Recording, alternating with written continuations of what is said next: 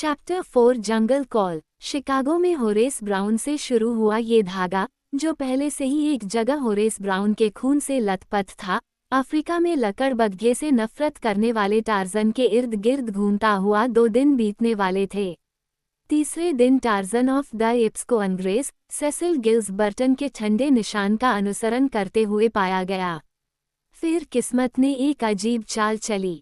Cecil गिल्सबर्टन, जिसने पहले कभी अफ्रीका में कदम नहीं रखा था, जंगली ब्यूरोस के देश से सुरक्षित निकल गया, लेकिन वानरों का टार्जन, जो इस भूमि में पैदा हुआ और पला बड़ा और यहाँ की विद्या का स्वामी था, घात लगाकर हमला किया गया, घायल हुआ और पकड़ा गया। यह इस तरह हुआ, टार्जन हवा के बहाव के साथ एक जंगल के पास पहुंच रहा था, इसलिए उसके आगे किसी भी जीवन की गंध उसके संवेदनशील नथुने तक नहीं पहुंच पाई। इस प्रकार वह नहीं जान सका कि जंगल में उसके रास्ते में 20 बोयरू योद्धा आगे बढ़ रहे थे। वे शिकार कर रहे थे, इसलिए चुपचाप आगे बढ़ रहे थे, इसलिए टार्जन ने न तो सुना और न ही उन्हें सूंघा जब वे आगे बढ़ रहे थे। इसी समय एक शेर अचानक जंगल से उसके बाईं ओर आया। शेर के बाजू में घाव से खून बह रहा था और वह बहुत ही खराब मूड में था। वह जानवर उसके पीछे से कुछ गज की दूरी पर निकल गया, फिर अचानक मुड़ा और सीधे उस पर हमला कर दिया।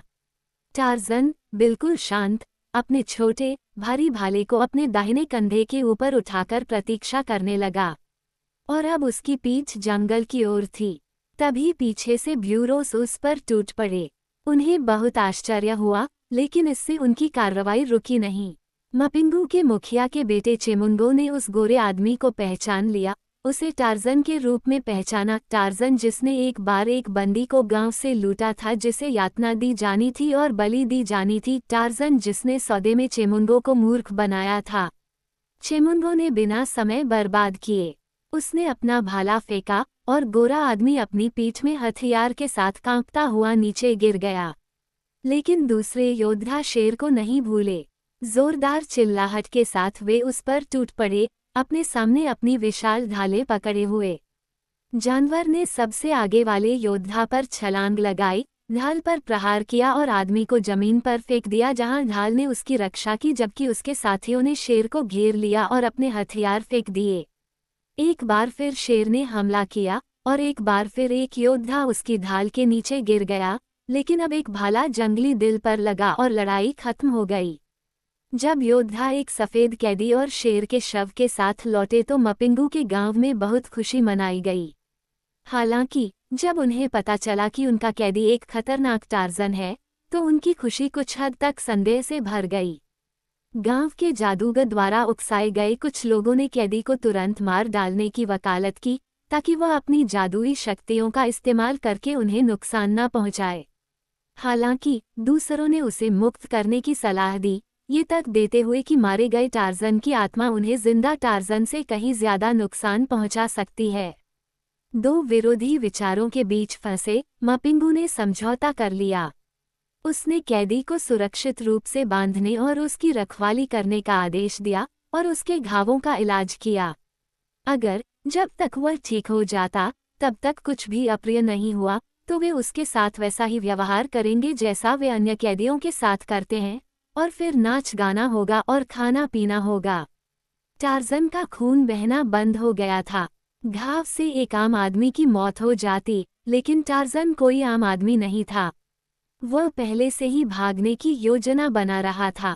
उसकी बेड़ियां कसी हुई थीं और उसके अपहरणकर्ताओं ने उन्हें उसी तरह बनाए रखने के लिए बहुत मेहनत की। हर रात वे उन्हें फिर से कसते थे, इस बात पर आश्चर्य करते हुए कि वह आदमी उन्हें कम से कम इतना ढीला करने में सक्षम था कि उसके हाथों और पैरों में खून का बहाव कम हो गया। रात में अपनी बेड़ियों को कसने की यह प्रक्रिया टार्जन के लिए एक गंभीर समस्या बन गई। यह उससे कहीं ज्यादा था, यह उसकी स्वाभाविक गरिमा का अपमान था। एक आदमी जिसके हाथ पैर काम न करें, उसने सोचा, वो केवल आधा आदमी है। एक आदमी जिसके हाथ पैर काम न करें, वह आदमी ही नहीं है। वो एक बच्चा है, जिसे एक बच्चे की तरह ही खाना खिलाना चाहिए, जैसे बोयरू मुझे खिला रहे हैं। और टार्जन का दिल इस अपमान से फूल गया, एक ऐसा अपमान जो बोयरूस जैसे पतित लोगों द्वारा खिलाए जाने से 3 गुना बढ़ गया। फिर भी टार्ज़न के दिल के फूलने से क्या फ़ायदा, अगर उसकी कलाई और टखने भी नहीं फूल सकते थे, फूलकर उसके बंधन तोड़ सकते थे। टार्ज़न का बड़ा दिल उसके सीने में जल रहा था, लेकिन उसका दिमाग ठंडा रहा। वे मुझे मोटा करने के लिए खाना खिलाते हैं, उसके दिमाग ने उसे बताया। एक मांसल आदमी के लिए खाना उनके लिए बहुत कठिन होता है, इसलिए वे मेरे शरीर पर रसीली चर्बी की एक परत चढ़ाना चाहते हैं। क्या ये टार्ज़न के लिए एक उचित अंत है, ब्यूरोस के पेट में समा जाना?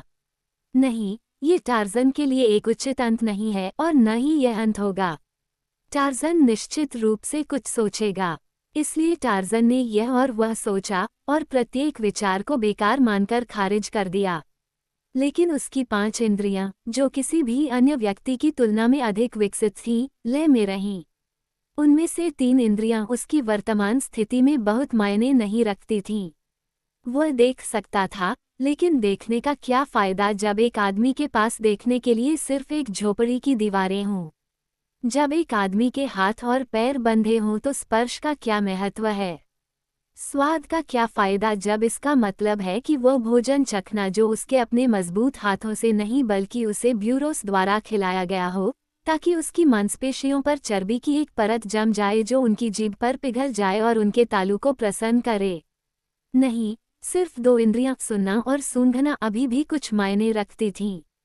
और उनसे भी बढ़कर रहस्यमय छठी इंद्री जो टार्ज़न के पास थी, एक हद तक दूसरे लोगों के लिए अज्ञात थी। इस तरह दिन और रात बीतते गए, टार्ज़न अपने जागते हुए घंटों और सपनों में भी सोचता रहा। वह सभी आवाज़ों और सभी गंधों के प्रति पहले से कहीं ज्यादा सजग था, लेकिन उससे भी ज्यादा महत्वपूर्ण बात यह थी कि उसकी छठी इंद्री जंगल और उससे मिलने वाले किसी भी संदेश के प्रति सजग थी। संदेश तो बहुत थे, लेकिन वह उस संदेश का इंतजार कर रहा था जो उसे उम्मीद दे सके। उसने शीता तेंदुए को सुना, वहां कोई उम्मीद नहीं थी। उसने फिर से डांगों को सुना और जानवर को अपनी पुरानी घृणा के साथ सूंघा। नुमा शेर ने दूर से अपनी भूख की आवाज निकाली। टार्ज़न के तेज कानों ने इसे सुना, लेकिन यह आवाज अर्थहीन थी, सिवाय इसके कि यह गुजरते हुए विचार को पेश करे कि ब्यूरोस द्वारा खाए जाने की तुलना में शेर द्वारा खाया जाना अधिक अच्छा है। फिर टार्ज़न या बल्कि टार्ज़न की छठी इंद्री को एक और संदेश मिला। उसकी आंखों में आश्चर्य की एक हल्की चमक दिखाई दी, उसके नथुने कांपने लगे। इसके तुरंत बाद टार्ज़न ने अपने धड़ को धीरे धीरे पीछे और आगे की ओर हिलाना शुरू कर दिया और उसके होठों से एक धीमी मंत्रोच्चार की आवाज निकलने लगी। झोपड़ी के द्वार पर खड़े पहरेदार ने अंदर झांक कर देखा, टार्ज़न को धीरे धीरे हिलते हुए देखा और पूछा, तुम क्या कर रहे हो? टार्ज़न ने अपनी गति और मंत्रोच्चार को केवल इतना ही रोककर कहा, प्रार्थना कर रहा हूँ। फिर उसने पुनः अपना काम शुरू कर दिया। गार्ड ने जो कुछ देखा था, वह मपिंगू को बताया। मपिंगू ने घुराघुराते हुए कहा कि बोइरूस के देवता टार्ज़न के देवताओं से ज्यादा शक्तिशाली थे। उसे प्रार्थना करने दो, मपिंगू ने कहा। इससे वह नहीं बचेगा, जल्द ही हमारे दांत और जीभ उसे पहचान लेंगे। पहरेदार झोपड़ी में वापस आया और अपना काम फिर से शुरू कर दिया।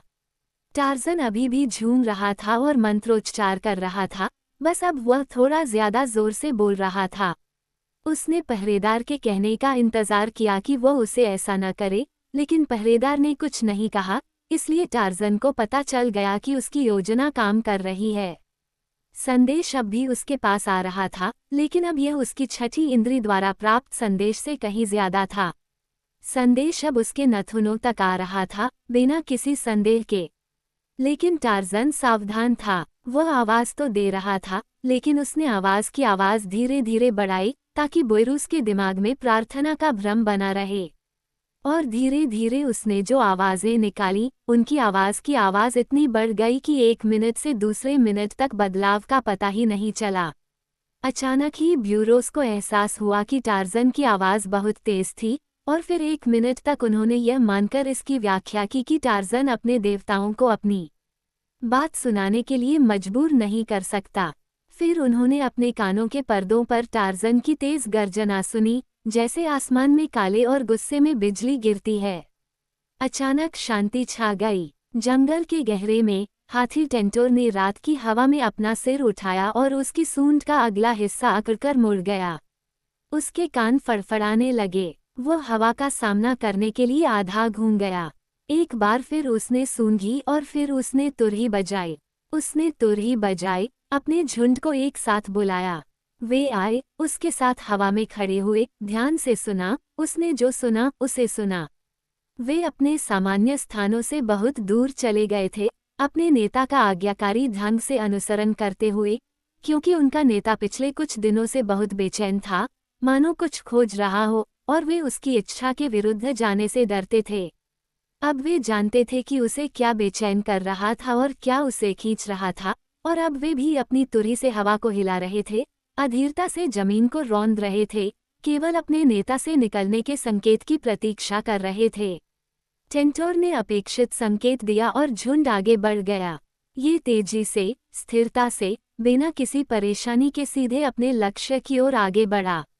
ये बिना किसी मोड़ के आगे बढ़ा, सिवाय बड़े पेड़ों के। पौधों को उसने ऐसे नीचे गिराया जैसे वे माचिस की लकड़ी हों। सीधा और सच्चा, बड़ा झुंड बोयरू गांव की ओर आगे बढ़ा। टार्ज़न, अपने बंदी की मांद में, आने वाले झुंड की गड़गड़ाहट को सुनने वाला पहला व्यक्ति था। उसकी आंखें चमक उठीं और उसके होंठ मुस्कुराहट में मुड़ गए।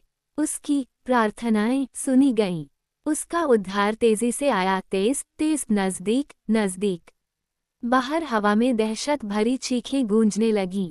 टार्ज़न ने लकड़ी के टूटने और फटने की आवाज़ सुनी जब हाथियों ने गांव की बाड़ पर हमला किया। धमाका, बाड़ी का एक पूरा हिस्सा टूटकर नीचे गिर गया। हाथी अंदर घुस गए। टेंटोर, टेंटोर, टार्ज़न की शानदार आवाज़ ने पुकारा। टेंटोर, टेंटोर, उसकी आवाज़ चिल्लाई, मेरे पास आओ। लेकिन टेंटोर को टार्ज़न के पास आने के लिए किसी मौखिक निमंत्रण की जरूरत नहीं थी। अपने पुरुष मित्र की महक ही काफ़ी थी, और टार्ज़न की आवाज़ ने सिर्फ टेंटोर को उसके वहां होने के बारे में जानकारी की पुष्टि की। टार्ज़न ने टेंटोर की सूंड के अपने ऊपर से गुजरने की आवाज़ सुनी। जिस झोपड़ी में वह था उसकी पूरी छप्पर की छत बह गई। ऊपर देखते हुए टार्ज़न ने टेंटोर के विशाल शरीर को देखा और उसके आगे आसमान के तारे। अगले ही पल टेंटोर की सूंड नीचे झुकी, टार्ज़न को घेर लिया, उसे उठा लिया और अपनी पीठ पर लटका लिया। टेंटोर ने अपनी सूंड उठाए, इंतजार किया। अब झुंड की कमान टेंटोर के हाथ में नहीं बल्कि टार्ज़न के हाथ में थी, और टार्ज़न ने अपनी ऊंची आवाज़ से संकेत दिया कि अब जाने का समय हो गया है। अब गांव में अव्यवस्था फैल चुकी थी, एक भी झोपड़ी खड़ी नहीं बची थी, और ब्यूरोस डर के मारे झाड़ियों में छिप गए थे। विजयी भाव से झुंड ने गांव को पीछे छोड़ दिया। भोर हो रही थी। टेंटोर और झुंड ने अपना काम कर दिया था। ये हाथियों की नहीं बल्कि बंदरों की देन थी, जिन्होंने टार्ज़न के बंधनों को ढीला किया और उसके इर्द गिर्द उछल कूद मचाते हुए उसे फिर से देखकर खुशी से चहकने लगे। टार्ज़न ने टेंटोर के कानों के पीछे हाथ फेरा और टेंटोर को पता चल गया कि उसे धन्यवाद दिया जा रहा है। फिर अपने जंगल के दोस्तों से विदा लेते हुए टार्ज़न पेड़ों पर चढ़ गया और उनकी नज़रों से ओझल हो गया। वह जानता था कि अब अंग्रेज़ विमान चालक के निशान का पीछा करने का कोई फायदा नहीं था। बहुत संभावना है कि बेचारा पहले ही मर चुका था, या तो भूख से या किसी बड़े मांसाहारी जानवर के नुकीले दांतों और पंजों के नीचे। नहीं, टार्ज़न की मंजिल अब कहीं और थी, खास तौर पर बंगाली में। एक रात पहले जब वह बंदी था, उसने देशी अफ्रीकी ड्रमों की आवाज़ सुनी थी, जो बंगाली के रेजिडेंट कमिश्नर का उसके मित्र टार्ज़न को संदेश दे रही थी, टार्ज़न के लिए बंगाली आने का संदेश।